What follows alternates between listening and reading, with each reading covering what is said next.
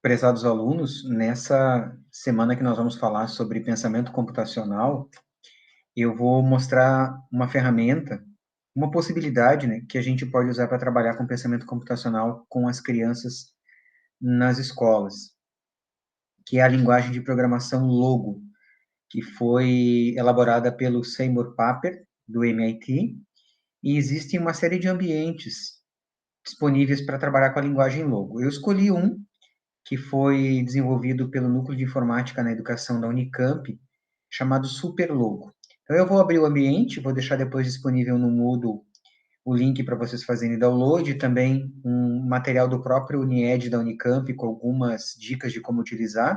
Vou mostrar para vocês rapidamente como funciona, para vocês terem uma ideia de como a gente pode ensinar programação nessa ideia do pensamento computacional nas escolas, pensando na educação básica.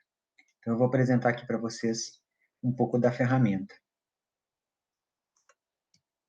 Aqui, então, nós temos a tela do Superlogo, a versão 3.0, né? A ideia da linguagem Logo é que tem um cursor que é uma tartaruga, então, dependendo da versão, pode estar em inglês turtle, pode estar em português tartaruga, Tati, e a criança ela vai aprender a desenvolver o pensamento computacional, aprender a programar, não ainda naquele raciocínio tão algorítmico como a gente começa quando está estudando programação, mas começando a fazer alguns desenhos. E aí tem alguns comandos, como, por exemplo, para frente, para trás, para a direita, para a esquerda, tem como trocar a cor, apagar alguma coisa que foi desenhada. Então, desculpa. Nós temos aqui ó, a janela onde aparece a tartaruga, que aqui nesse ambiente é chamado de Tati, e aqui a janela onde a gente vai fazendo os comandos. Por exemplo, eu vou colocar PF, que quer dizer para frente, e vou colocar um valor, por exemplo, 200. Posso dar um Enter ou clicar aqui no executar, ó, e aí a tartaruga andou para frente, ó, 200 unidades, e desenhou um traço. Agora eu quero, por exemplo, girar a tartaruga para o lado direito. Então, vou colocar PD, para a direita. Vou girar 90 graus. Ó, girei 90 graus. Agora eu quero que ela vá para frente, mais 100, por exemplo. PF, que é para frente, 100. E aí eu vou desenhando. Eu quero, por exemplo, fazer a tartaruga andar, mas sem desenhar, sem traço. Eu posso usar um comando chamado use nada, ou UN.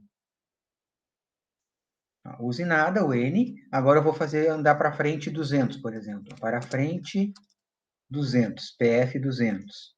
Agora ela andou e não traçou. Agora eu quero que volte a desenhar. Aí tem um comando chamado use lápis, ou UL.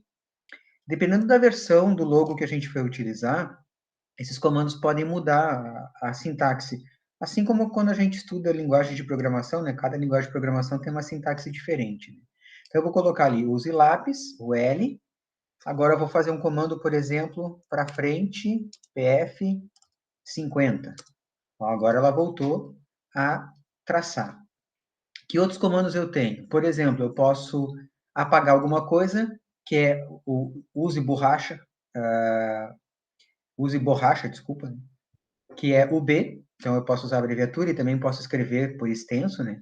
Por exemplo, eu quero apagar alguma coisa, então eu vou colocar o B, use borracha, e agora eu quero apagar o que eu desenhei aqui, ó. Eu mandei para frente 50, eu vou fazer voltar 50. Então, PT, para trás, 50. Ó, voltei e apaguei. Por exemplo, se eu digitar o comando TAT, de tartaruga, ou clicar aqui no botão TAT, ele volta lá para o início, ó, o cursor da tartaruga volta lá e apaga tudo que eu fiz. Tá? Posso limpar aqui a janela de comandos, ó, restaurar a janela de comandos. A gente pode gravar o que a gente está desenvolvendo, tá? Então, eu posso gravar e usar isso depois. Tem comando de repetição, tem como fazer rotinas de desenho. Eu vou fazer um exemplo aqui, ó, para vocês verem aqui alguns comandos de exemplo para montar uma figura. PF 100, PD, que é para a direita, 120, PF 100. Eu esqueci que eu não coloquei para usar lápis, né? Desculpa. O L, usar o lápis. Vamos voltar lá para o início. PF 100. PD 120, para a direita 120. Para a frente 100. Para a direita 120. Para a frente 100. E para a direita 120. Ó, eu usei aqui uma série de comandos e desenhei um triângulo. Tá? Que outras coisas eu posso fazer? Tem como fazer repetição, então eu posso pegar essa lista de comandos, por exemplo, de desenhar um triângulo, e colocar isso como se fosse um procedimento, uma função, e repetir isso várias vezes para fazer vários triângulos. Tem como trabalhar com cores, por exemplo, o número 10 é a cor verde. Claro, eu tenho que verificar em cada versão do ambiente logo que eu estiver usando quais são os números das cores, né? Aqui, por exemplo, o 10 é o verde. Então, eu posso colocar o seguinte, ó. Mude CL, mudar a cor. E aí eu vou colocar, então, que eu quero 10. Aí eu vou fazer um desenho aqui, por exemplo. Vou reiniciar aqui no Tati, ó. Vou começar de novo. Para frente, 100. Ó, agora, então, eu pintei a linha com a cor verde, tá? Que outros comandos existem, né?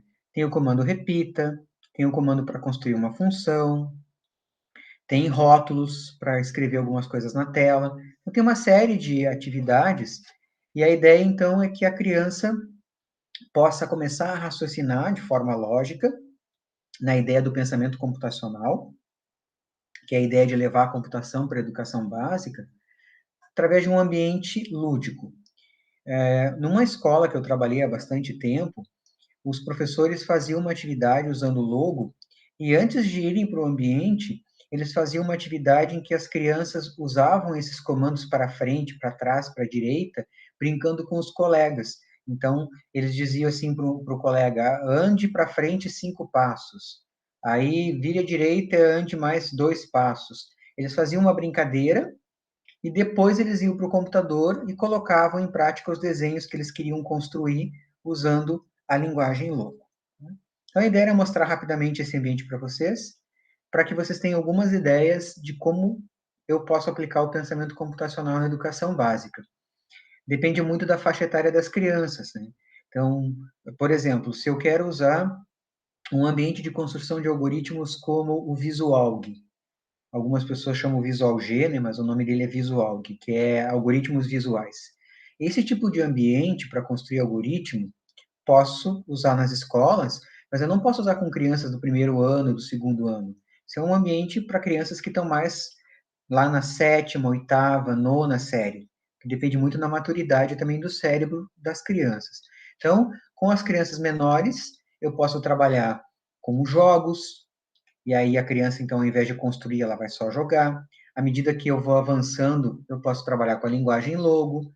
Nas séries finais, eu posso trabalhar com o ambiente visual. Posso até, no ensino médio, por exemplo, trabalhar com linguagem de programação. Python, por exemplo, que é uma linguagem bastante utilizada. Então, eu tenho sempre que pensar, quando eu vou trabalhar com pensamento computacional, qual é a faixa etária que eu quero atender.